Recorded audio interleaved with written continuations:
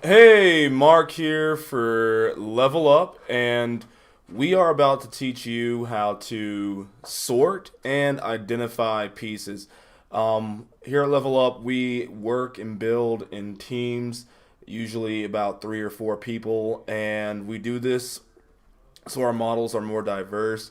They have a lot more detail to them. You can do more in a team, just like you've seen in Lego Masters. And so we want to teach you basically how we get that kind of coordination going. How do you basically answering the questions is how do you tell somebody that I need a certain piece? Usually what you hear is I need that piece that is just like it's got two sides and it's about this, and no. We're not going to do that. We need to understand, we need to be able to tell people that I need a 2x4 plate, or I need a 1x2 tile, or even I need a 2x3 brick. Okay, that's how we're going to speak when we are talking about the bricks and pieces and other things like that. And sorry, the camera just went out because we only have 30 minutes on this Nikon Live View. Want to fix that very soon, but that's just the way it is right now. So let's go ahead and get started. First, we're going to start off with identifying pieces. Okay. And then next, we are going to talk about how we sort them. Now, sorting and identifying go hand in hand. You can sort all the pieces you want to in a million different little drawers, but when you are working on a team, you go to tell somebody, I need a certain piece. Will you be able to describe what the piece is or name the piece? And will that person even know what they're looking for because of so many pieces looking so similar? Okay, and then vice versa. You can know all the pieces, but if they're, sort of like this, okay, if it's like that where you've got so many in there, even if you know what the pieces are called, how are you going to find them?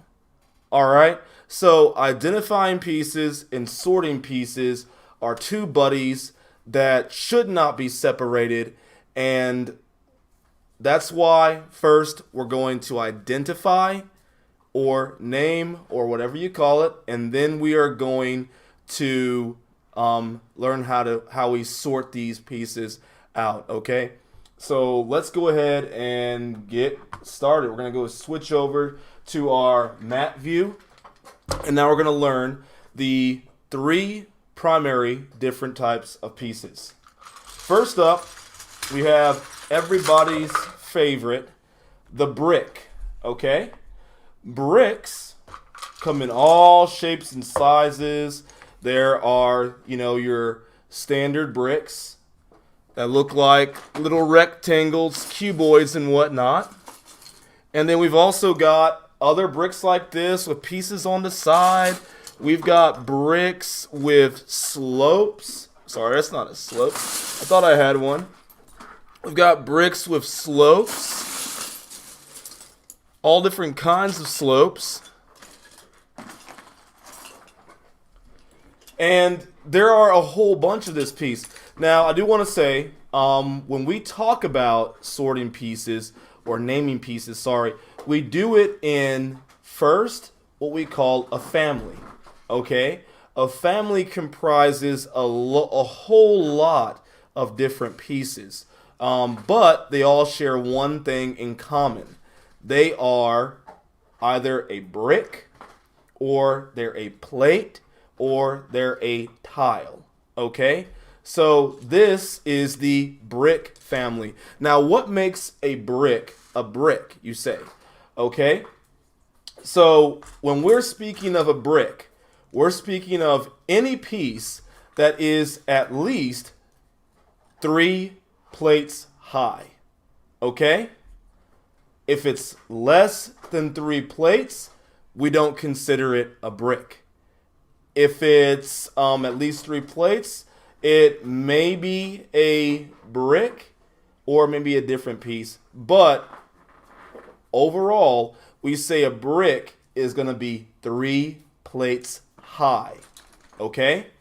And vice versa, a plate is a third of a brick. So these pieces, all being at least 3 plates high, are all considered bricks. We have this one, that's 3 plates high. Even though it has this little slope on it, it's still a brick. This one, still a brick. This one right here, it has little studs on the side. That's also a brick. Okay? This can even be considered a brick because it's 3 plates high. A brick is a standard unit of measure. We've gone over the Lego micro unit in the past, but usually the standard measure we use with Lego is going to be a brick. Okay?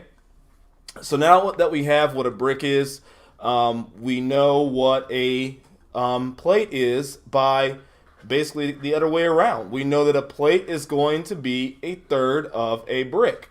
When you stack 3 plates on top of each other, it is going to create a brick.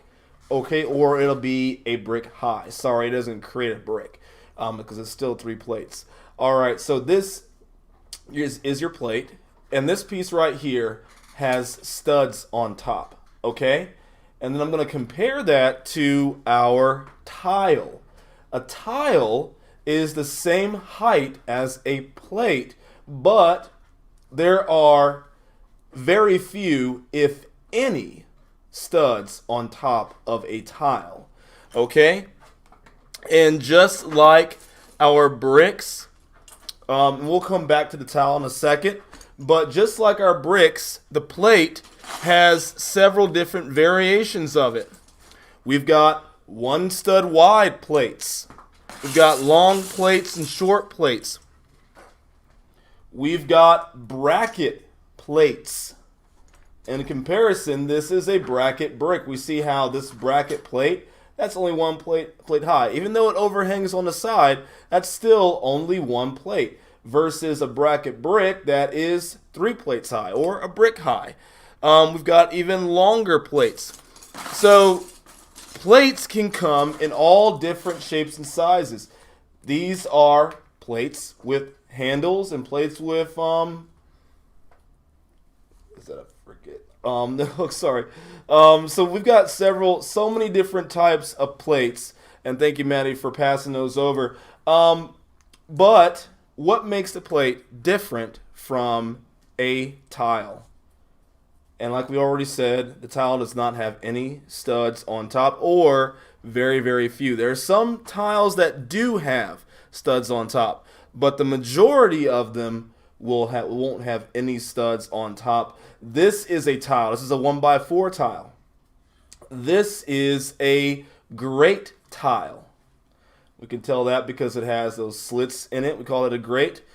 This is a cheese wedge tile, and yes, it is a cheese wedge. It's a tile because it doesn't have any studs on top. When it comes to pieces like this, though, it only has 2 studs on top, and it's all smooth down here. So is this a plate?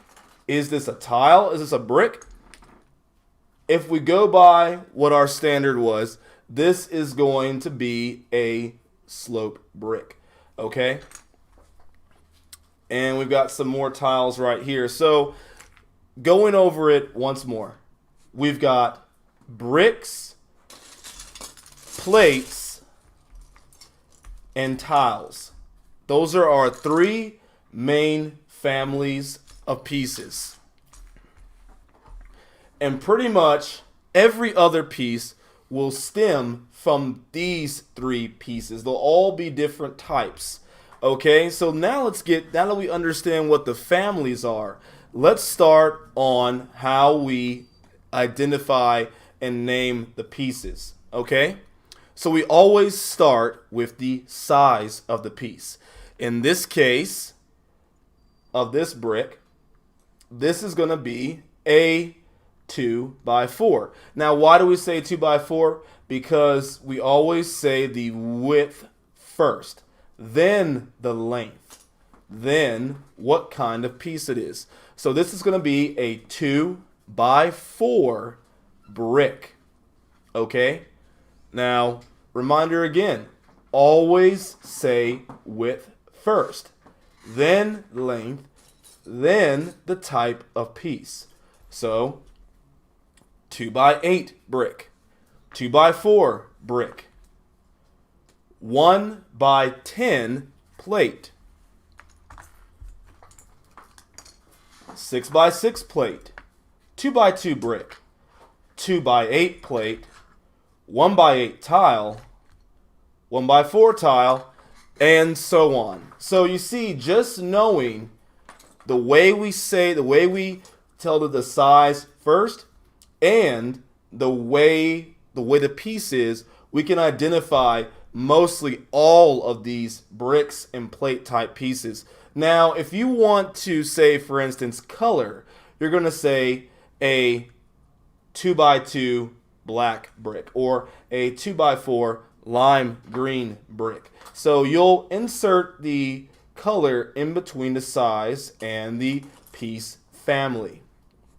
Okay, so to recap real quick, we went over the piece families, which is brick, plate, tile, and by no means these are not the only families, okay, because we also have minifigures, we've got a whole bunch of other stuff, so but these are the three main families, okay, and then within that we have the different sizes, and that's called your that's your variation in the piece. And then after that, we've got the class of piece. Okay? So you have these are the classes. I need to go back and correct that. We're going to edit this afterwards, so don't worry. We're going to fix that. So these are the classes of piece. This is a brick, this is a plate, this is a tile. Now, within those pieces, we have what we call families. Families are different types of pieces within the same class. Okay? So if we were to take the simple plate, okay? Let's take the plate class. Within that, we have 6x6 plates, or six wide plates. We've got bracket plates. We've got a 1x2 handle plate. So these are all within the same family, but they are different pieces. Okay? But if we know these are all in the same family, okay, or the same class, we know that it doesn't matter what's in here, we say plate. Okay? It's the same way with the bricks. These are all the same class of piece, but they're in different families. This is in the slope family. So if I was to describe this, I would say a 2x2 slope brick. Okay? This is within the bracket brick family. So if I was to describe this, I would say a 1x4 bracket brick. Now, as you go on and identify pieces, you'll start to see that there are a lot of different variations within different families of pieces. Even if I look at the slopes, I can come to this piece, and let me find a complementary piece real quick. Maddie's over here assisting me. Man, I need one of these but inverted. We have a 1x3 inverted version of this. Or, I mean, we'll look, we can find another slope too. But we need some kind of version of it. I need slopes. Bear with me for a second. We're trying to get a good example of this, of the difference. Okay, here we go. All right. Finally.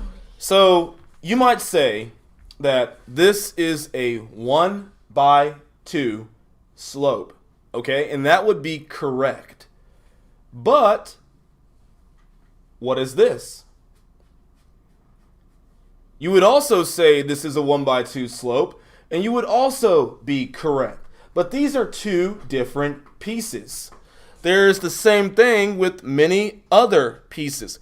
If you simply just say slope, you miss that these are two different pieces that have two different functions.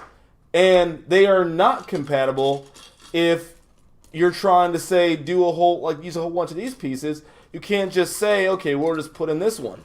So what we do is we say, this is a 1x2 slope.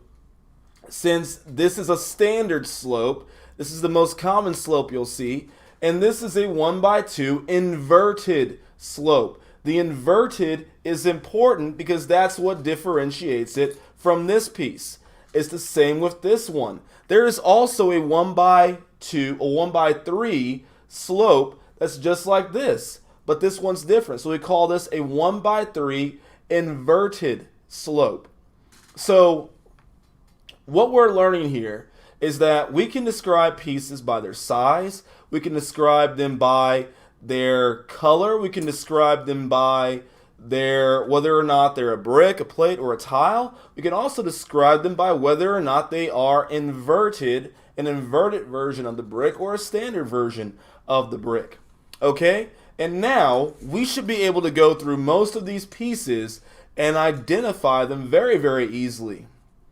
So let's start off with a few of these. This is going to be a 6x8, 4x8, 4x4 plate, 1x8 plate, 1x4, 6x6 plate, 1x10, 2x8 brick, 2x2 black brick, and so on and so forth.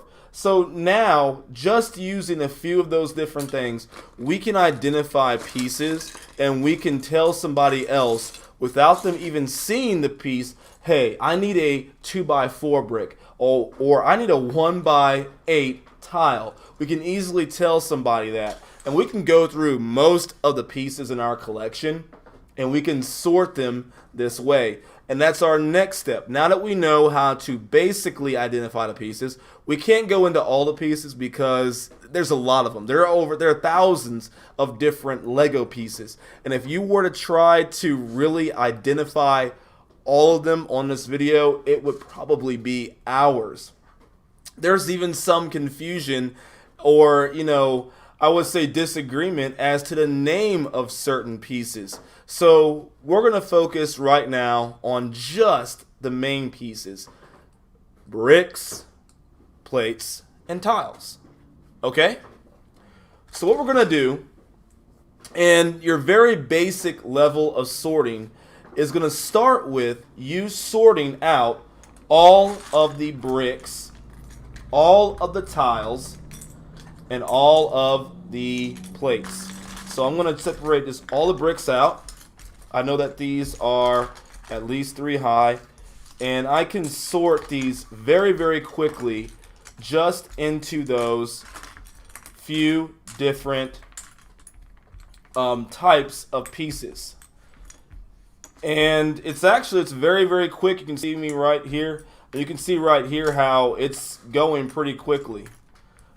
It's only a few different pieces, so I wouldn't say it's exactly too complicated, but you'll notice that as you sort more and more pieces, it will get kind of more complicated. So now I have sorted these into their 3 basic classes. Okay? Next, did I get that mixed up though, class and family? I really feel like I did, guys. I really feel like these are the classes, and then you've got families within them. But, hey, yeah, okay, that does make sense, yeah. We're going to say these are the classes. Okay, I'll probably have to go back and edit this out. But, anyway, so we've already separated them. Next, I can go one deeper by saying I want to separate all of the 2 stud wide bricks because I love to use those on my houses. I build them all the time. So now I'm going to go ahead, I'm going to push these all to the side, and I'm just going to separate out 2 stud wide bricks. Next I say I need my slopes for my roof. Oh, sorry. I need slopes for my roof and everything. How do I separate those out? Well, let's just say we're going to take out the slope family and we're going to put it off to the side. Now, I need 1 stud wide bricks. Okay. Missorted that for a second. Or I need bracket bricks. So now, just with that, we have sorted these into several distinct piles of the same brick. We could go even lower and separate the pieces by maybe 1 stud wide. We did that right there. Maybe it's by 1 stud wide slopes. And we can do it over here too. We could say, I want, and the common thing at Level Up is that we do 4 stud and wider plates all together because they're commonly used together. I can say I want to just sort out all the 4 stud wide plates, okay? And then I want all the 2 stud wide plates, another common category. And then all of the 1 stud wide plates. And then with whatever's left over, maybe I want to sort it out into miscellaneous plates. I love using that category because it helps as a catch-all for a lot of different things. So I'll sort these out all together. And then maybe I want to do slope plates. So as you can see, we were able to sort these out very quickly by just understanding the sizing, the color, not the color, we didn't use that yet. The color, sorry, no. The sizing, the family it's in, and then also whether or not we can also do inverted and that kind of stuff. But this is where we're at right here. This is the very basic way to identify the pieces, to sort them, and we find that this is much, much easier for us when it comes to going through our collection, doing projects and building. One day we'll show you how our whole entire Lego sorting area looks. It's pretty big, but not as big as some of the ones I've seen. But we like to keep it sorted because when it's sorted, we can find the pieces we need. When we can find the pieces we need, we can do projects so much faster, so much easier, and you'll be amazed at how fast you can build when your pieces are sorted and you're not trying to go through a bin and try to find one 1x2 plate. When you do it this way, finding a 1x2 plate is as easy as saying, well, it's 1 stud wide and I have all of the 1 stud wides together, so I know if I go to the 1 stud wide bin, I can find a 1x2 plate. For us, it's super easy now. But that's about it. We're going to edit this video, so honestly, we take out all of the family class mix-up stuff. I mean, even in my mind, it's sometimes challenging to remember which is which.